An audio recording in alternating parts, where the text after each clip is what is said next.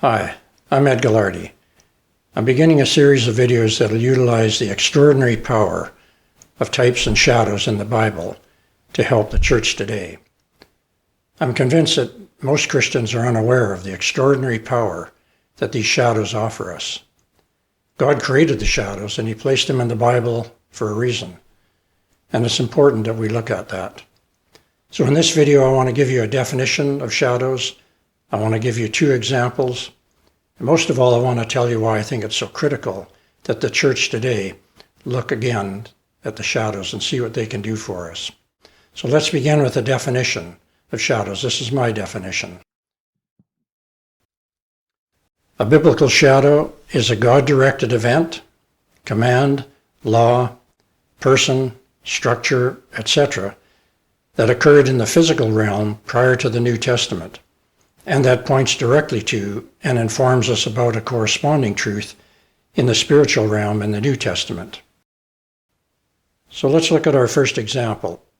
It's the shadow of the Feast of Passover and unleavened bread. It was set up by Moses just as they were about to leave Egyptian slavery and head towards the Promised Land. It was the seventh month of their calendar when this was set up. But God said it was so important that He made this their first month from then on. It was to be an annual feast, and it was to be in the month of Nisan or Abib. And it goes like this. On the 10th of the month, every household was to select a spotless young male lamb. They were to keep it until the 14th. On the 14th, they were to slay the lamb for a special meal that evening. That meal would be known as the Passover meal. It was to be eaten with their shoes on, their coat on, their staff in their hand, eaten with bitter herbs, and eaten with haste, and they were to be careful not to break any of the lamb's bones. Also on the 14th, they were to remove all the leaven out of their homes for the next 7 days. The 15th and the 21st, which were the first and last days of unleavened bread, they were to do no laborious work at all. In other words, those were Sabbath days. Additionally, within that 7-day period would be one and only one seventh-day Sabbath. That is the Sabbath we're more familiar with, the Sabbath that occurs at the end of every week. I've shown it here on the 16th, and you'll see why in a moment. On the day after that seventh-day Sabbath, they were to bring in the first fruits of their barley harvest to the priests. This feast was repeated for 1,500 years. And then one year, as the Jews were gathering their spotless young male lambs on the 10th, Jesus, the Lamb of God, rode into Jerusalem on the back of a donkey. This became known as Palm Sunday. Then on the 14th, as the Jews were preparing to slay their lambs, they were also busy arranging for the death of Jesus, the Lamb of God. He was crucified on that day, but He had given the Jews a sign. He said, "No sign will be given them except the sign of Jonah, who was 3 days and 3 nights in the belly of the great fish. And so must the Son of Man be 3 days and 3 nights in the belly of the earth." And just according to His prophecy, 3 days and 3 nights later, on the 17th, Christ arose from the grave, and He became the firstfruits from the grave. So you see, the 10th of Nisan, the day that Jesus offered Himself up as the sacrificial Lamb of God, the 14th, the day of the crucifixion, and the 17th, the day of the resurrection, were all foretold 1,500 years before they occurred.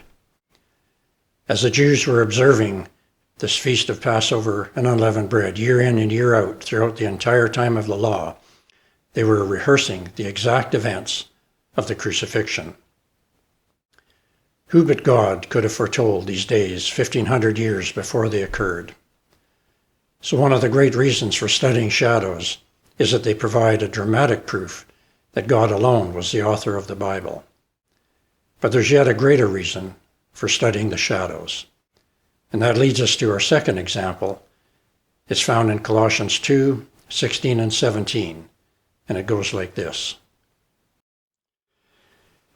"Therefore let no one act as your judge in regard to food or drink, or in respect to a festival or a new moon or a Sabbath day, things which are a mere shadow of what is to come, but the substance belongs to Christ. Paul's singling out 5 things that no doubt the people argued over, going from the law to the church. But he doesn't mean just those 5 things. Paul is saying that the entire law was a shadow of the church. Here's an illustration to show this point. It's a picture of a cross with its shadow. So if we could only see the shadow, we would know immediately that what was casting the shadow was a cross. We can see all the angles, the corners, the lines. We can see that in great detail. So what we'd have to do in the case of the shadow is make a translation from a 2-dimensional object into a 3-dimensional object. Similarly, in our case, if we think of the cross, the erect 3-dimensional cross as the spiritual side or the church, and the horizontal shadow as the law, we can tell from looking at the law exactly what's defined in the church. So let's look at a few more passages that further define the relationship between the law and the church. The first one is in Galatians 3, verse 21. Is the law then contrary to the promises of God? May it never be, for if a law had been given which was able to impart life, then righteousness would indeed have been based on law. Paul is saying here that the law was really complete. It told us everything and could have made us righteous, except for one thing. It couldn't impart life. That required the sacrifice of Christ, or the perfect Lamb of God, in order to make us righteous. But it shows the completeness of the law. Here's another one. Galatians 4, 1-5. Now I say, as long as the heir is a child, he does not differ at all from a slave, although he is owner of everything. But he is under guardians and managers until the date set by the Father. So also we, while we were children, were held in bondage under the elemental things of the world. But when the fullness of the time came, God sent forth his Son, born of a woman, born under the law, so that he might redeem those who were under the law, that we might receive the adoption as sons. This is a very interesting passage.